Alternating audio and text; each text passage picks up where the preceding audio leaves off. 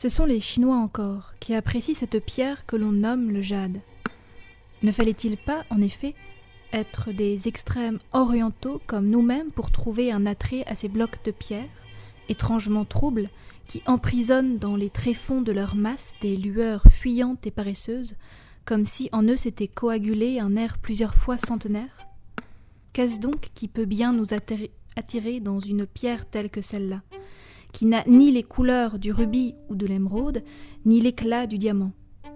Je l'ignore, mais à la vue de la surface brouillée, je sens bien que cette pierre est spécifiquement chinoise, comme si son épaisseur bourbeuse était faite des alluvions lentement déposées du passé lointain de la civilisation chinoise. Et je dois reconnaître que je ne m'étonne point de la dilection des Chinois pour de pareilles couleurs et substances. Non point que nous ayons une prévention a priori contre tout ce qui brille, mais à un éclat superficiel et glacé, nous avons toujours préféré les reflets profonds, un peu voilés, soit dans les pierres naturelles aussi bien que dans les matières artificielles, ce brillant légèrement altéré qui évoque irrésistiblement les effets du temps. Effets du temps, voilà certes qui sonne bien, mais, à dire vrai, c'est le brillant que produit la crasse des mains. Les Chinois ont un mot pour cela, le lustre de la main.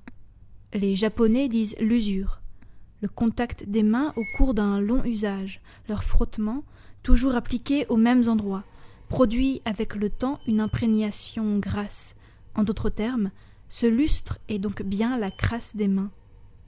Ce qui explique qu'on ait, à l'aphorisme, le raffinement est chose froide, puis ajouter, et un peu sale. Quoi qu'il en soit, il est indéniable que, dans le bon goût dont nous nous targuons, il entre des éléments d'une propreté douteuse et d'une hygiène discutable.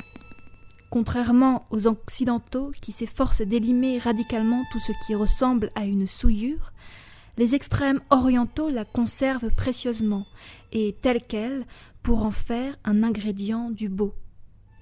C'est une défaite, me direz-vous, et je vous l'accorde, mais il n'en est pas moins vrai que nous aimons les couleurs et le lustre d'un objet souillé par la crasse, la suie ou les intempéries, ou qui paraît l'être, et que vivre dans un bâtiment ou parmi des ustensiles qui possèdent cette qualité-là, curieusement nous apaise le cœur et nous calme les nerfs.